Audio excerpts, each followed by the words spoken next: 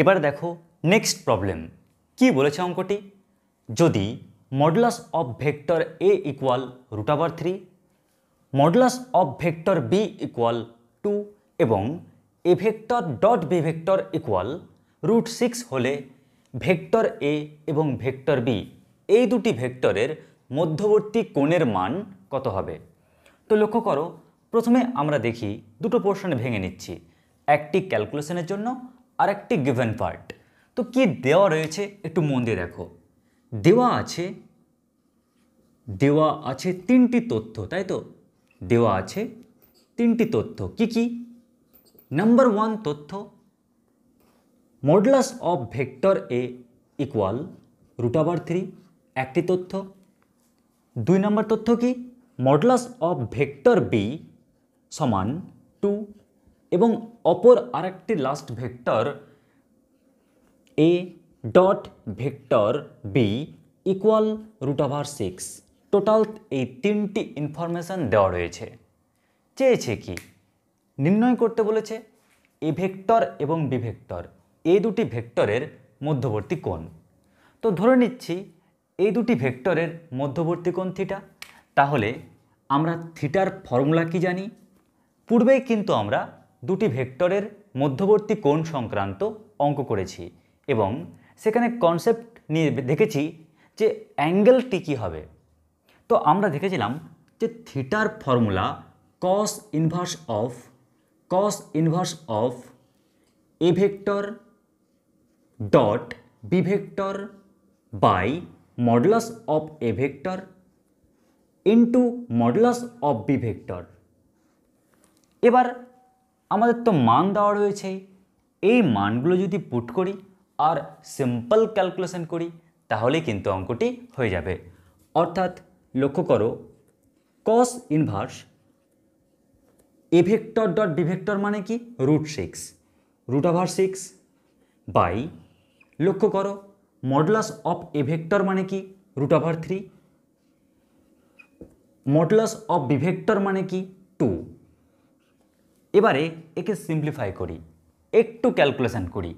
তো কি পাচ্ছি দেখো, cos ইনভার্স অফ, আমরা √6কে লিখতে পারি √6 মানেই তো হয় √3 × 2, তাই না? আমরা লিখতে পারি। আচ্ছা, √3 × 2কে কি লিখতে পারি? √3 × √2। তার মানে √6কে আমরা এরকম ফর্ম দিতে পারি। ঠিক একই রকম আমরা লিখছি কি, √6 না লিখে √3 × √2 লিখলাম। আর নিচে কি রয়েছে? √3 × 2। এবারে লক্ষ্য করো, √3 ক্যান্সেল, উপরে রয়েছে √2 আর নিচে রয়েছে 2। যদি ওপর নিচ ক্যান্সেল করি তো আলটিমেটলি কি পাচ্ছি? cos ইনভার্স 1/√2, তাই না? কারণ √3 আর √3 ক্যান্সেল হয়ে যাবে। 2 মানে কি? √2 × √2, একটা √2 আর একটা √2 কেটে গেলেই পড়ে থাকবে cos ইনভার্স 1/√2। তোমরা জানো যে cos ইনভার্স 1/√2 মানে কত? 1/√2 মানে cosএর ক্ষেত্রে cos π/4। যদি আমরা cos ইনভার্স আর cos প্রপার্টি ইউজ করি তাহলে আলটিমেটলি কি পড়ে থাকছে? π/4। তাহলে দেখো, আমরা এ ভেক্টর এবং বি ভেক্টর দুটির মধ্যবর্তী কোণ কত পেলাম? π/4। এত সহজ অঙ্কটি। এরপর দেখো এর পরের অঙ্ক। এবার দেখো নেক্সট প্রবলেম কি রয়েছে অঙ্কটি। আলফা ভেক্টর দেওয়া রয়েছে, বিটা ভেক্টর দেওয়া রয়েছে। তাহলে এই ভেক্টর এবং এই ভেক্টরের অন্তর্গত কোণের যে কোসাইন তার মান নির্ণয় করো। দেখো, আমরা অঙ্কটি পড়ে প্রথমে দেখতে চাইছি স্পষ্টভাবে কি দেওয়া রয়েছে। তো প্রথমে দেখতে পাচ্ছি আলফা ভেক্টর দেওয়া রয়েছে, তাই না? তো আলফা ভেক্টর আমরা স্পষ্ট দেখতে পাচ্ছি কি, আলফা ভেক্টর সমান i cap plus 2 × j cap minus 3 × k cap, তাই না? দেখো কত সহজে আমাদের বলে দিয়েছে আলফা ভেক্টর। নেক্সট দেখো, বিটা ভেক্টর কিন্তু অনেক ইজিভাবে বলে দিয়েছে। তো বিটা ভেক্টর সমান কী দেওয়া রয়েছে? বিটা ভেক্টর দেওয়া রয়েছে 3 into I cap minus J cap plus 2 into K cap. যাক, তাহলে আলফা ভেক্টর এবং বিটা ভেক্টর সুন্দরভাবে দেওয়া রয়েছে। এবার কি চেয়েছে? এই ভেক্টর এবং এই ভেক্টর দুটির অন্তর্গত কোণের কোসাইনের মান নির্ণয় করো। ও, তার মানে ওরা অ্যাকচুয়াল কি চেয়েছে? কোসাইনের মান। কোসাইনের মান। এক কাজ করি না, এই ভেক্টর এবং এই ভেক্টর দুটির অন্তর্গত কোণ ধরে নিচ্ছি থিটা। আবার বলছি, মন দিয়ে শোনো, এই ভেক্টর এবং ওই ভেক্টর। আরে বাবা, তুমি কেন ভয় পাচ্ছ? 2 into alpha vector plus beta vector, কেন এটা দেখে ভয় পাচ্ছ? ভেক্টরের সঙ্গে ভেক্টর যোগ করলে তো একটা ভেক্টরই পাবে, তাই ভয় পেও না। ধরে নাও না তোমার সুবিধার জন্য এই ভেক্টরটি ভেক্টরে ধরতে পারো তো। আবার বলছি, কেন ভয় পাচ্ছ? তুমি alpha vector plus 2 into vector দেখে। কারণ লক্ষ্য করো, এই যে একটা ভেক্টর, এই যে একটা ভেক্টর, তো দুটো ভেক্টর যদি যোগ করো একটাই তো ভেক্টর পাবে। আমি তোমাদের সুবিধার জন্য আমি নাম দিচ্ছি ভেক্টর বি। তো কি চেয়েছে দেখো, চেয়েছে এই যে এ ভেক্টর, তুমি এর নামকরণ কি করেছো? এ ভেক্টর, তাই না? তোমার সুবিধার জন্য তুমি এই ভেক্টরটার নাম কি করেছো? তুমি এই ভেক্টরটার নাম দিয়েছো ভেক্টর বি ভেক্টর। তাহলে লক্ষ্য করো, এ ভেক্টর এবং বি ভেক্টর দুটির অন্তর্গত কোণের কোসাইনের মান নির্ণয় করো। তো এক কাজ করি, এ ভেক্টর ও বি ভেক্টর দুটির অন্তর্গত কোণ যদি থিটা হয়, তাহলে এই থিটার কোসাইন, তার মানে কি থিটার আগে কস নাও, তো থিটার কোসাইনের মান কত হবে? তোমরা এর ফর্মুলা কি জানো? তোমরা এর ফর্মুলা জানো, cos theta equal A vector dot B vector by modulus of A vector into modulus of B vector. তার মানে তুমি এটা তো শিওর হয়ে গেলে, যদি কোনো মতে এ ভেক্টর বি ভেক্টর পেয়ে যাও, তাহলে এখানে ক্যালকুলেশন করতে পারলেই অ্যান্সার কমপ্লিট। কারণ এখানে কেবলমাত্র কস থিটার মান চেয়েছে, আর কস থিটা মানেই এই ফর্মুলা।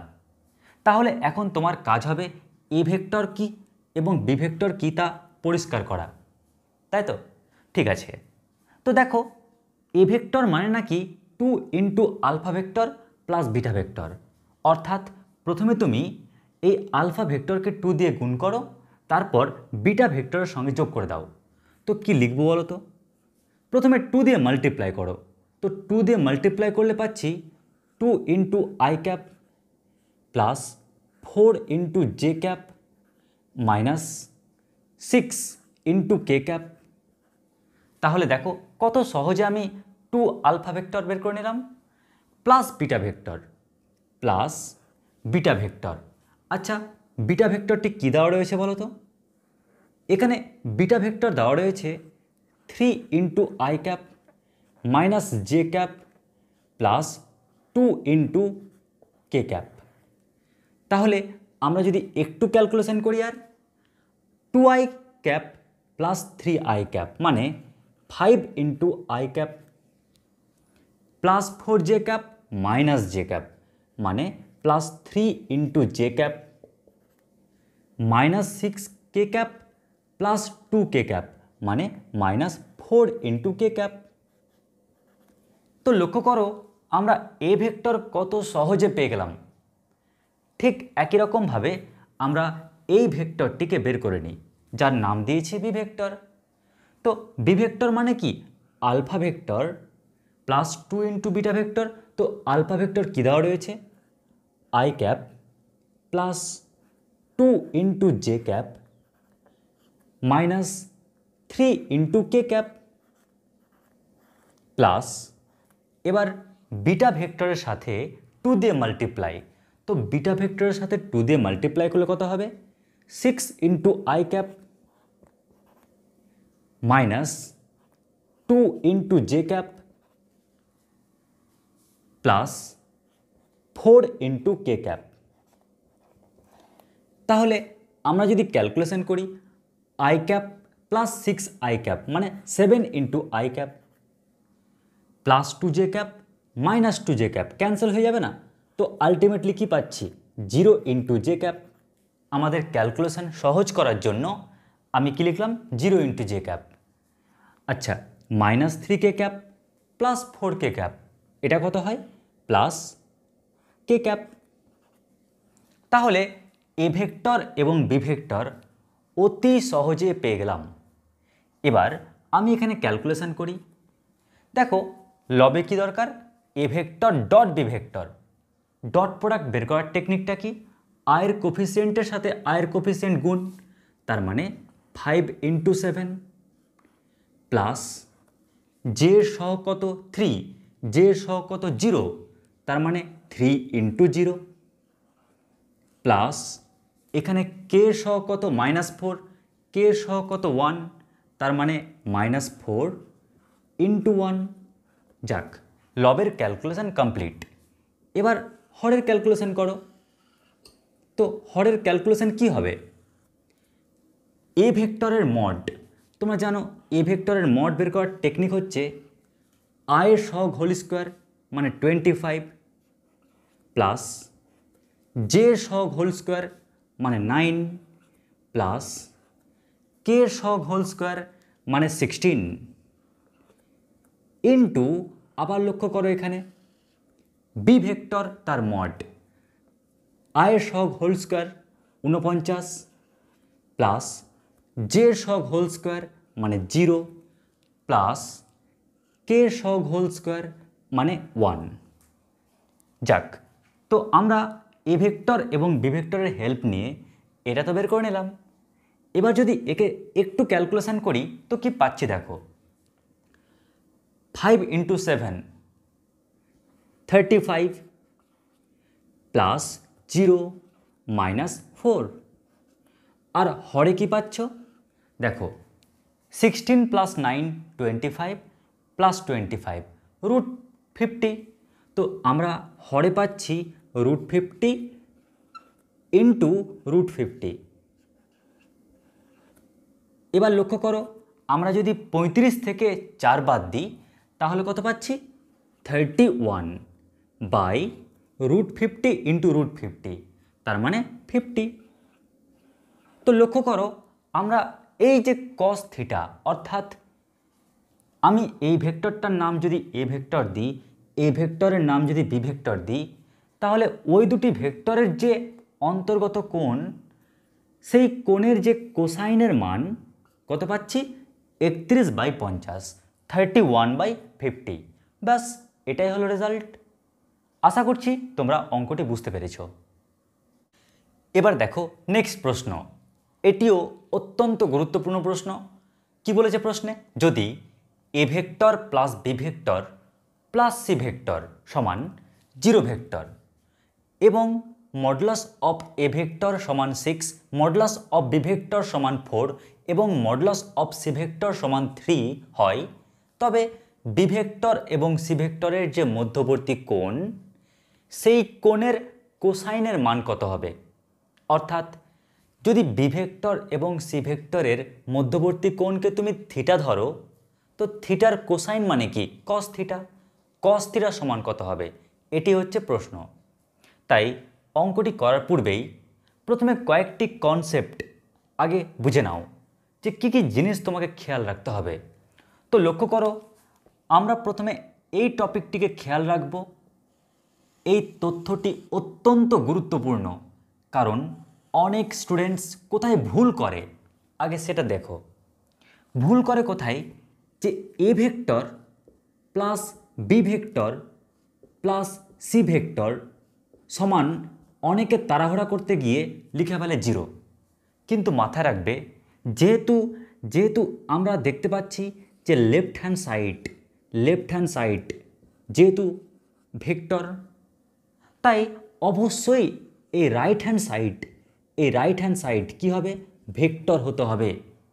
ওই কারণে যখন তোমরা এই লাইনটি লিখবে তখন কিন্তু তাড়াহুড়া করলে হবে না, তোমরা কিন্তু একটু যুক্তি দিয়ে বুদ্ধিভাবে লিখবে। কীরকম এ হচ্ছে একটি vector, B vector, C vector, যোগফলটা কি নির্দেশ করছে? একটি ভেক্টর। বাট এখানে দেখো আমি যে 0 লিখেছি তার মাথায় কি ভেক্টর চিহ্ন দিয়েছি? নিশ্চয়ই না, তার মানে এটা স্কেলার। তো কোনোদিন ভেক্টর সমান স্কেলার হয় কি? নিশ্চয়ই নয়।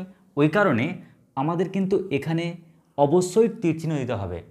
তাই আমরা দেখতে পাচ্ছি যে ইকুয়াল টুর এই সাইডটা যেহেতু ভেক্টর, তাই ইকুয়াল টুর ওই সাইডটাও ভেক্টর, তা তোমাকে প্রকাশের জন্য 0-র মাথায় ভেক্টর চিহ্ন দিতে হবে। আশা করছি এটা বুঝতে পেরেছ। আচ্ছা, আর কি কি দেওয়া রয়েছে বলো তো? এই ইনফরমেশানটি দেওয়া রয়েছে। এই ইনফরমেশান মানে দেখো 3টি ভেক্টরের মডুলাস দেওয়া রয়েছে, তাই না? 3টি ভেক্টরের মডুলাস। আচ্ছা, লক্ষ্য করো তোমাকে বলেছে mod of vector A equal 6। দেখো মানছি এটা একটি ভেক্টর, কিন্তু যখনই আমরা ভেক্টরের মড নিই তখন কিন্তু তা পরিণত হয়ে যায় একটি রিয়াল নাম্বারে, তাই না? ওই কারণে দেখো আমি সমান কি পেয়েছি? একটি স্কেলার পেয়েছি। আবার বলছি, মন দিয়ে শোনো, যখন কোনো ভেক্টরের মড নিই তখন মড নেওয়ার পর কিন্তু যে রেজাল্ট পাওয়া যায় সে রেজাল্ট কিন্তু আর ভেক্টর থাকে না। কারণ তোমরা জানো মডুলাস মানে হচ্ছে ডিস্ট্যান্স, দূরত্ব, আর দূরত্ব তুমি তো বলতে পারবে না ভেক্টর। এই কারণে আমরা বুঝতে পারছি যে এর মাথায় কখনো ভেক্টর চিহ্ন দেব না, বাট এর মাথায় ভেক্টর চিহ্ন দেব। আশা করছি কখন মাথায় ভেক্টর চিহ্ন দেবে আর কখন দেবে না এটা ক্লিয়ার হলো। এবার মন দিয়ে লক্ষ্য করো এই প্রবলেমটির অ্যান্সার করবে কি করে, কোন টেকনিকে করবে।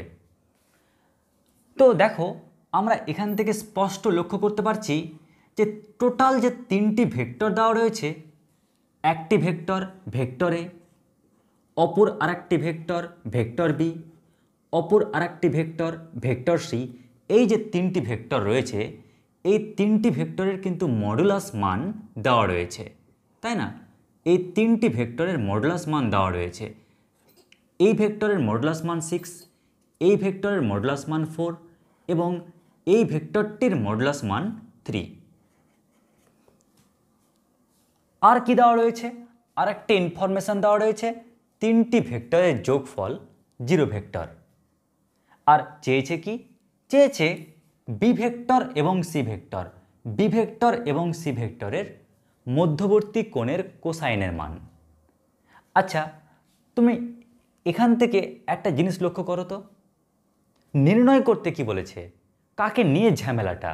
ঝামেলা কিন্তু বি ভেক্টর সি ভেক্টরকে নিয়ে। ভাবো এখানে এরা 3 বন্ধু, A vector B vector C vector 3 বন্ধু, আর এই 3 বন্ধুর মধ্যে কথোপকথন চলছে, মিল চলছে কার সাথে? বি ভেক্টর সি ভেক্টরের সাথে। তখন বি ভেক্টর সি ভেক্টর বলছে যে ঝগড়া হোক কিংবা মিল হোক, এক কাজ কর, এখন তুই এ ভেক্টর আমাকে ডিস্টার্ব করিস না।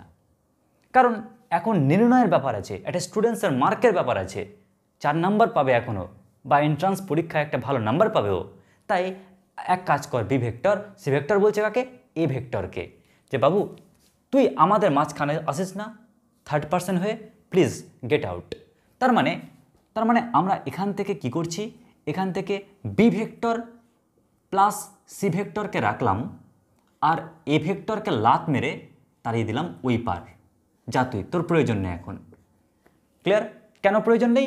কারণ আমাকে যা নির্ণয় করতে বলেছে তা বি ভেক্টর আর সি ভেক্টরের মধ্যে মামলা, এ ভেক্টরের কোনো ব্যাপার স্যাপার নেই। যখন নেই তখন বাড়ি থেকে তাড়িয়ে দাও এ ভেক্টরকে। এবার পরের কাজটি কি করবে? যেহেতু তোমরা জানো যে যখনই কোণের ব্যাপার থাকে না, যখনই কোণ নির্ণয়ের ব্যাপার থাকে, তো কোণ কার অ্যাপ্লিকেশান? তোমরা জানো ডট প্রোডাক্টের, আর ডট প্রোডাক্টের সঙ্গে স্কোয়ারের সম্পর্ক আছে। ওই কারণে আমরা এক কাজ করি, বোথ সাইডে স্কোয়ার করে দিই। যদি উভয় পক্ষে স্কোয়ার করি তো কি পাবো বলো তো? বা যদি উভয় পক্ষে স্কোয়ার করি অর্থাৎ B vector plus C vector তার হোল স্কোয়ার সমান, আমরা এই পারেও স্কোয়ার করি, মাইনাস অফ এ ভেক্টর তার স্কোয়ার। বা এবার তোমরা বলবে sir a plus B whole স্কোয়ারের ফর্মুলা আমরা তো নিচু ক্লাসে শিখেছিলাম, ঠিক একই রকম করেই আমরা এই ফর্মুলাটি ভাঙব।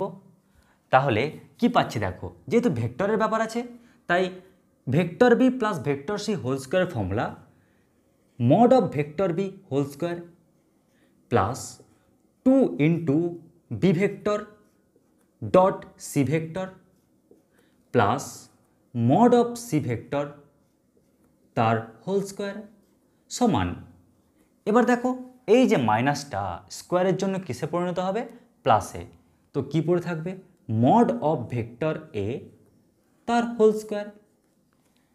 এবার তুমি যা যা মান জানো সেই মানগুলো এখানে পুট করো। তো দেখো না তুমি কোন কোন মান জানো, তুমি এ ভেক্টর তার মডের মান জানো, মড অফ ভেক্টর বি এর মান জানো, মড অফ ভেক্টর সি এর মান জানো। তো মানগুলো আমি পুট করি। তো মড অফ ভেক্টর বি মানে 4, তো 4 square 16 plus 2 into B vector dot C vector থাক দেখছি একে প্লাস, এবার দেখো সি ভেক্টরের মড কত 3, তো 3 স্কোয়ার অর্থাৎ কত হবে 9 ইকুয়াল এ ভেক্টর কী দেওয়া রয়েছে 6, তো 6 স্কোয়ার 36, তো আমরা এটি পেলাম। এবারে আমি যদি 16 প্লাস 9 মানে 25 ওই পারে পাঠিয়ে দিই তো কি পাচ্ছি বলো তো, আমরা অনায়াসে বুঝতে পারছি 2 into B vector dot C vector সমান 36 থেকে 25 বাদ অর্থাৎ 11। এবার তুমি কি করবে, আমরা জানি B vector dot C vector, এটা মানে কি, এর তো ফর্মুলা রয়েছে mod of vector B into mod of vector C into cos B vector আর সি ভেক্টরের মধ্যবর্তী কোণ। এই যে এই ফর্মুলাটি ইউজ করছি, আমরা একটা ফর্মুলা জানতাম না এ ভেক্টর ডট বি ভেক্টরের ফর্মুলা, কি ফর্মুলাটি বলো তো, mod of vector A into mod of vector B into cos of কোন অ্যাঙ্গেল হবে এ ভেক্টর আর বি ভেক্টরের মধ্যে যে কোণটি হয় সেই কোণটি, যদি কোণটি থিটা হয় তো থিটা। তো আমরা এই ফর্মুলাটিকে প্রয়োগ করব, আমরা এই ফর্মুলাটিকে প্রয়োগ করব কোথায়, এইখানে। তো লিখি বা 2 into B vector dot C ভেক্টরের formula mod of B vector into mod of C vector into cos B vector ও সি ভেক্টরের মধ্যবর্তী কোণ। ধরে নিচ্ছি যে বি ভেক্টর এবং সি ভেক্টরের মধ্যবর্তী কোণ থিটা, তার মানে থিটা সমান কত পাচ্ছি 11। তাহলে বি ভেক্টর তার মড আর মড অফ সি ভেক্টর তার মান কি দেওয়া রয়েছে, তো বা আমি লিখছি 2 into mod of B vector মানে 4, মড অফ সি ভেক্টর মানে 3 ইন্টু কস থিটা সমান 11। তাহলে আমরা এখান থেকে অনায়াসেই কস থিটা ইকুয়াল টু কত পাচ্ছি, কস থিটা সমান পাচ্ছি 11/3 4 12 12 2 24 24। শুধু তুমি অঙ্কটাতে কী লিখবে জানো, থিটার পরিচয় কি, সেই থিটার পরিচয়টা একটু পাশে উল্লেখ করে দেবে। থিটা হলো ভেক্টর বি ও ভেক্টর সি এর অন্তর্গত কোণ, অন্তর্গত কোণ।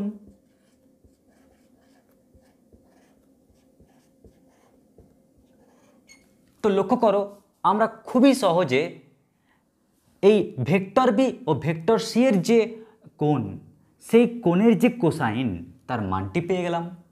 তো লক্ষ্য করো কত ইজি একটি প্রবলেম ছিল। অঙ্কটিকে আমি আরেকবার তোমাদের বুঝিয়ে ফেলি। দেখো তিনটি ভেক্টরের যোগফল একটি জিরো ভেক্টর এবং এই যে তিনটি ভেক্টরের তার মডের মান দেওয়া রয়েছে।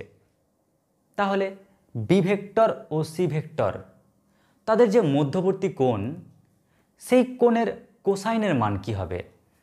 ধরে নাও বি ভেক্টর ও সি ভেক্টরের মধ্যবর্তী কোণ থিটা, সেই থিটার যে কোসাইনের মান তা কত হবে এটা চেয়েছে। করবে কি করে? তো প্রথমে কি দেওয়া রয়েছে সুন্দরভাবে লিখলাম, আর A vector plus B vector plus C vector সমান 0 ভেক্টর দেওয়া ছিল। তুমি দেখতে পাচ্ছ যে বি ভেক্টর আর সি ভেক্টরের মধ্যে মামলা, এখানে এ ভেক্টরের কি কাজ? তাই বি ভেক্টর আর সি ভেক্টর ঠিক করলো যে আমাদের মধ্যে যখন প্রবলেম, এই প্রবলেমের মধ্যে এ কে জড়িয়ে লাভ নেই, এ প্লিজ গেট আউট। তো এ কে বাইরে বের করে দেওয়া হলো। আর কোন যখনই অ্যাঙ্গেল ব্যাপার থাকবে তখনই ভাববে অ্যাঙ্গেল মানে ডট প্রোডাক্টের খেলা, কারণ ডট প্রোডাক্ট থেকে অ্যাঙ্গেলটি পাওয়া যায়। আবার তোমরা জানো যে ডট প্রোডাক্টের সঙ্গে স্কোয়ারের সম্পর্ক আছে, কারণ যখনই স্কোয়ার দেখতে পাও তখনই তো ডট প্রোডাক্ট করি। ওই কারণে আমি বোথ সাইডে স্কোয়ার করে দিলাম, তারপর ফর্মুলা ফেললাম, ভ্যালু পুট করলাম, যখনই ডট প্রোডাক্টের ব্যাপার আসলো তখন তাকেও ফর্মুলায় ভাঙলাম আর মানগুলো পুট করলাম, অনায়াসেই কস থিটা পেয়ে গেলাম। যদি এখান থেকে থিটা চাইতো তবুও তুমি থিটা বের করতে পারতে, থিটা সমান কস ইনভার্স অফ 11/24।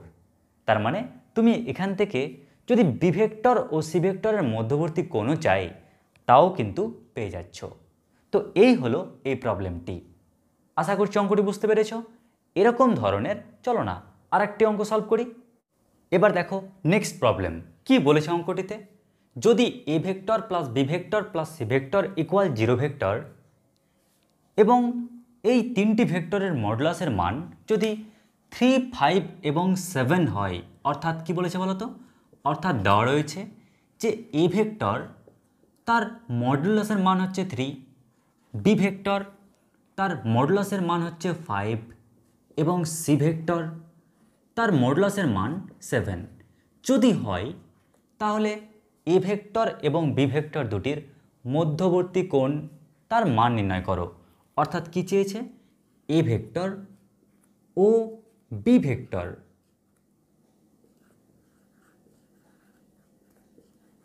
দুটির মধ্যবর্তী কোণ, দুটির মধ্যবর্তী কোণ। তো আমরা এক কাজ করি না, আমরা এই দুটি ভেক্টরের মধ্যবর্তী কোণকে ইচ্ছা করলে ধরতেই পারি থিটা। তার মানে কি থিটা চেয়েছে, তাই না? তো যাই হোক ওটা পরের কথা, এখন ওদিকে লক্ষ্য করার টাইম নেই। আমাদেরকে দেখতে হবে এখন ইনফরমেশান কি দেওয়া রয়েছে।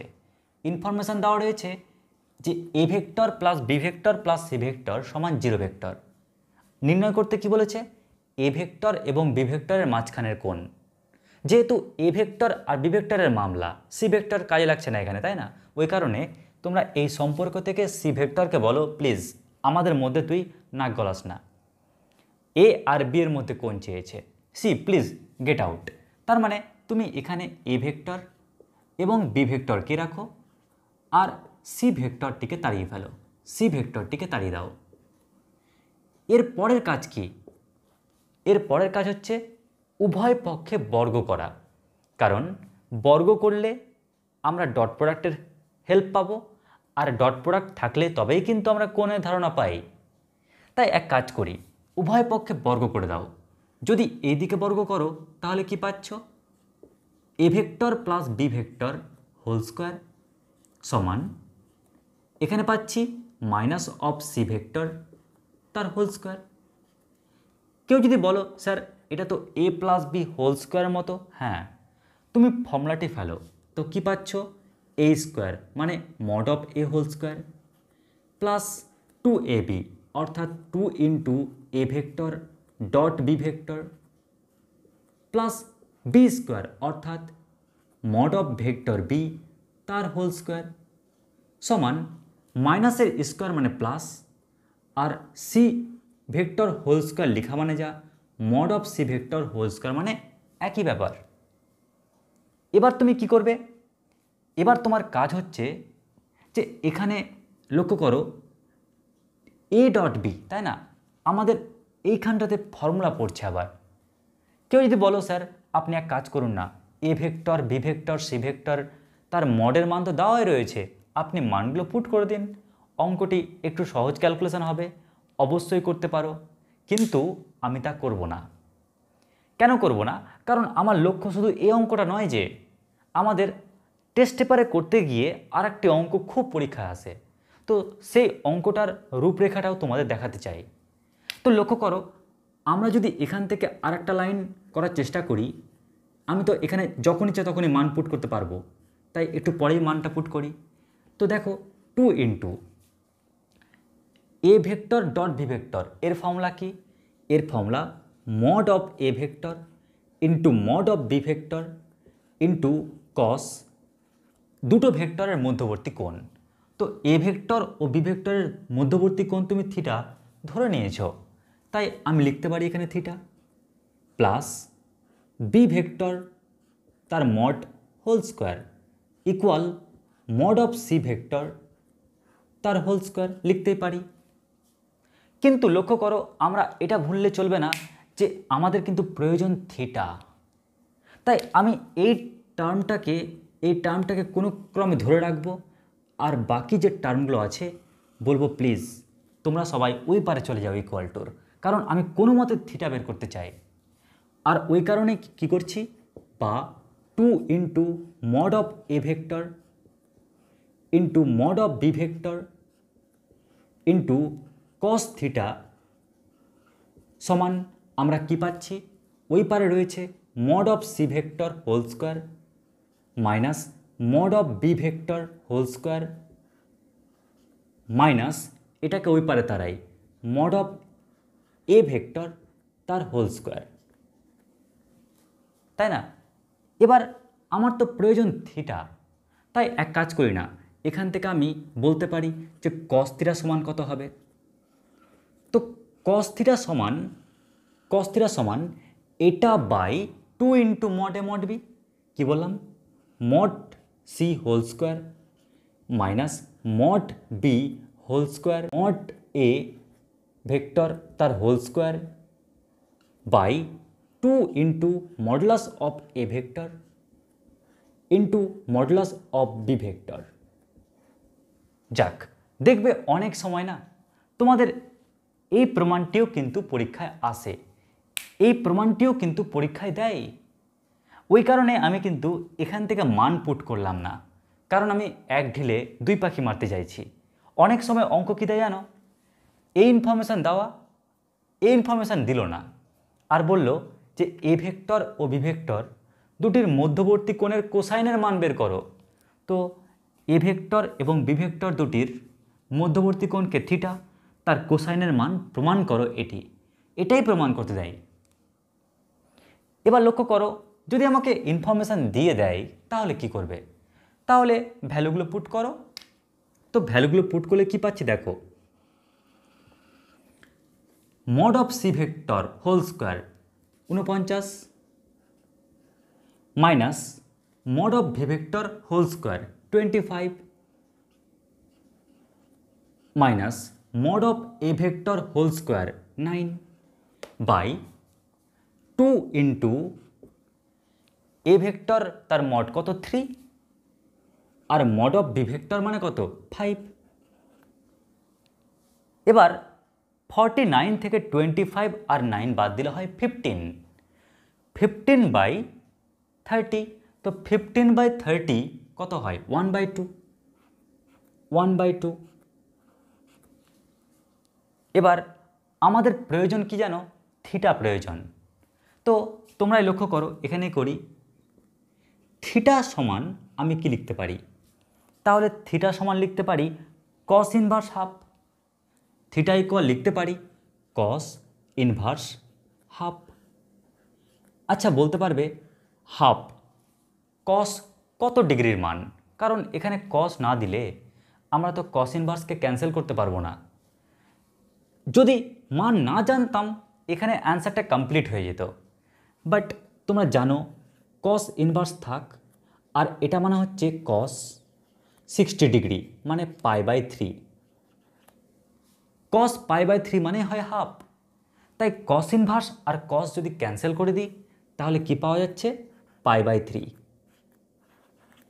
তো লক্ষ্য করো আমরা ভেক্টর এ ও ভেক্টর বি দুটির যে মধ্যবর্তী কোণ, সেই মধ্যবর্তী কোণ পেয়ে গেলাম কত, থিটা, অর্থাৎ π/3।